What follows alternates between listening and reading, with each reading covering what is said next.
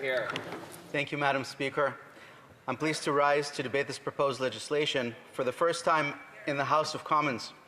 What makes this debate even more special to me is that it is about citizenship. And like many of us in this House, I am a citizen in Canada who has not acquired it by virtue of birth. I gained my Canadian citizenship only later in life when I was almost 20. Gaining Canadian citizenship is like winning the lottery. And even though I do not recognize our country after 10 years of the Liberals, I still believe that Canada is the best country in the world. And holding Canadian citizenship is a remarkable privilege that should not be afforded loosely to anyone who wasn't born in Canada. The bill will confer Canadian citizenship on children of Canadian citizens who weren't born in Canada, not children born to Canadian-born Canadians living abroad. That's already law. But to children whose parents are Canadian but were not born in Canada, and their children, and their children's children, in perpetuity, if they meet the substantial connection test. If a non-Canadian born Canadian demonstrates that they were only present in Canada for 3 years in total, not consecutively, their non-Canadian born children would also be eligible for Canadian citizenship. My fear, Speaker, is that C3 seeks to diminish, devalue the value of Canadian citizenship. It is an irresponsible position, Speaker. Last week, along with my family, we celebrated our 30th Canadiversary. 30 years of blissful existence in Canada. That's why, Speaker, I have a unique perspective on this piece of legislation, as it touches directly on one of the greatest things in the world, one of the most precious documents one could ever imagine, and that is a Canadian passport reflecting Canadian citizenship. My story isn't unique. It's been experienced by many Canadians and many members of this House. The story of coming to Canada. You see, Speaker, 30 years ago, Canada was in need of chemical engineers. My father was a chemical engineer. We applied, passed a medical check, passed a criminal background check, and within a short time were invited to immigrate to Canada as landed immigrants. The system worked.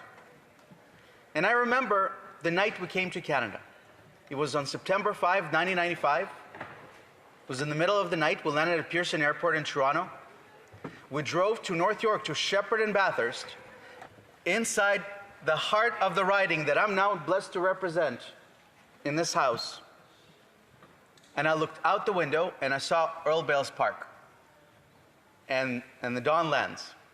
And on the other side of the park, Yonge Street, beautiful lights and towers, the great riding of Willowdale. And I was in love from day one. And we didn't have a cent to our name. And I remember what true poverty was like. My dad initially sold ice cream off those yellow Dixie bicycles. My mom was an unemployed teacher, but it didn't matter because I always had a job and I always had this incredible joy because all you ever needed to succeed in Canada is just work hard and be nice to people. That's it.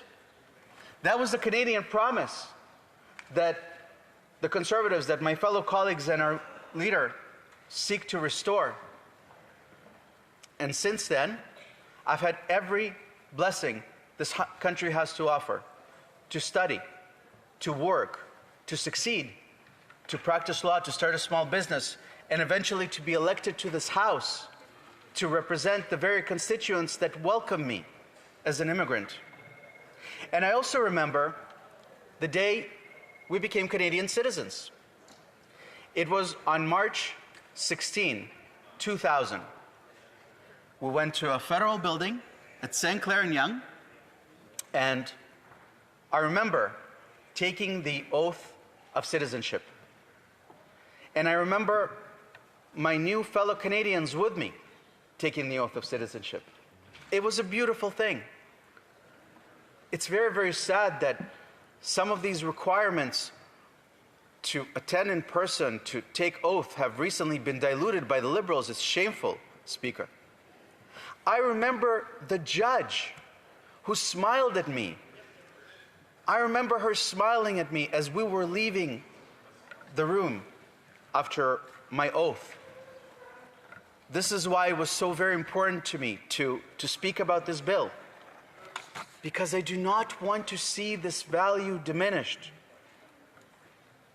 Canadian citizenship gave rise to future generations of Canadians who helped build this country, pay taxes, participate in civil society and national conversations. New Canadians who represent Canadians. Many of my friends in this House are new Canadians who represent Canadians in their respective constituencies. And that is why myself and my colleagues oppose what Bill C-3 will accomplish, in essence, which is to devalue Canadian citizenship. We already had Justin Trudeau devalue the Canadian passport, eliminating images like Terry Fox in favor of a picture of himself, presumably at Harrington Lake. You wouldn't expect that kind of behavior from a leader of a democratic country. And now the current Prime Minister seeks to devalue our citizenship by offering it in perpetuity to children not born in Canada.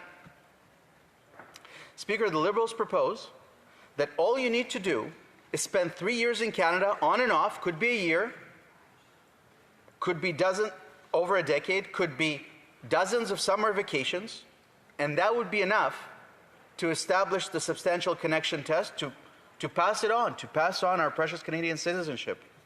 One could even have a criminal record and still be eligible for a Canadian citizenship, as long as one of their parents spent 3 years in Canada on and off. No residence, no property, no Canadian employment, no Canadian education, nothing. I submit respectfully that to qualify for Canadian citizenship, one must establish roots in Canada, contribute to our society, get a job, go to school, buy property at the very least, instead of a short-term stay on and off. And also, Speaker, we already have enough crime and chaos on our streets because of Liberal bail and sentencing policies. We rightfully insist that anyone with a criminal record should not be admitted to Canadian citizenship. Canadians and future generations of Canadians will thank us.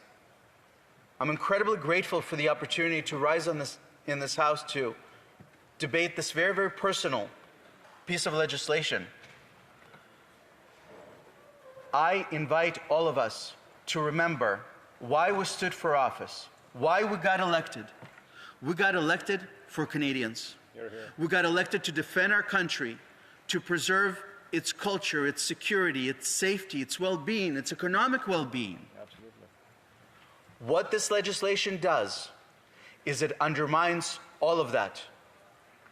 We look forward to reviewing it at committee, and we hope that our friends across the aisle will sincerely consider some serious amendments to beef up the substantial connection test. Future generations of Canadians will thank us. Thank you, Madam Speaker. Well questions and comments. The Honourable Member for Hull-Elmer. I would like to thank my honourable colleague, who is a Canadian citizen. Now, Madam Speaker, we must avoid a situation where we criticize things that are untrue. I'd like to share an anecdote.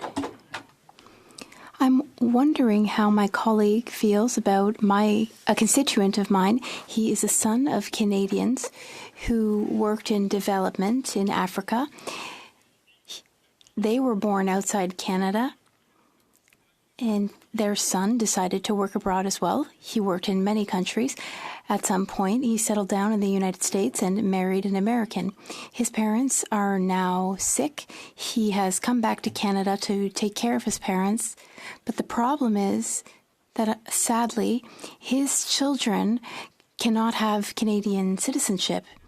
His children do not threaten Canada's national security. They are 4 and 6 years old.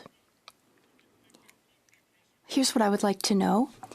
Why does the colleague feel that we should not fix this problem and help those who wish to contribute to Canada?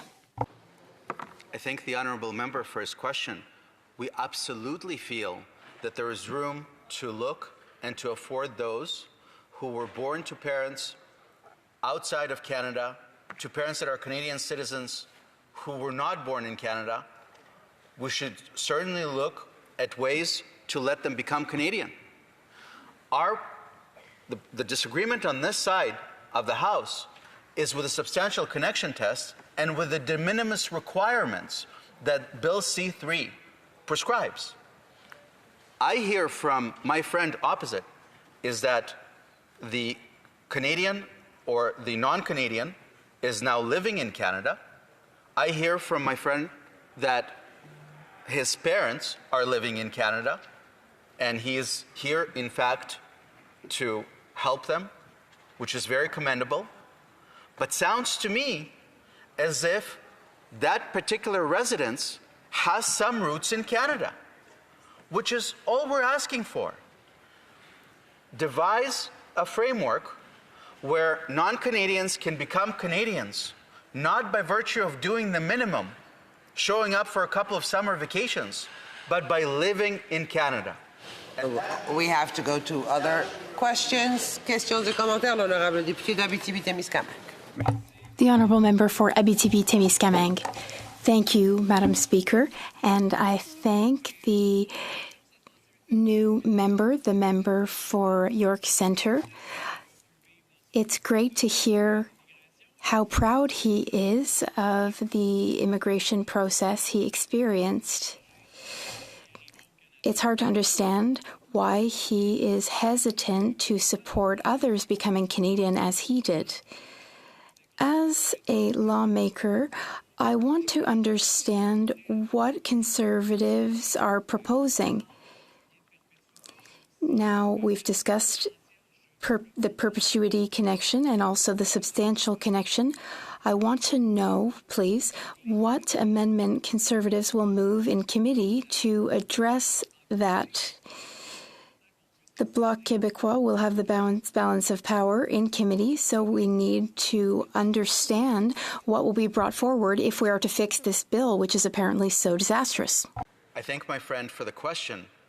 I reject the proposition that I'm in any way not in favor of other Canadians or non-Canadians, but residents obtaining Canadian citizenship. In fact, I specifically said that new Canadians contribute to our country, pay taxes, work, go to school, contribute to our culture and heritage, and even get elected. And I'd like to preserve that privilege for future generations of Canadians instead of diluting the right to become Canadian, as this legislation seeks to do. Conservatives will offer various options at committee.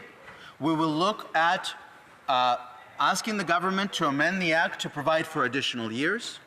We will ask the government to provide for some consecutive terms, something that will enable the establishment of roots in this country instead of come and go, as the Liberals propose. Yes, yes.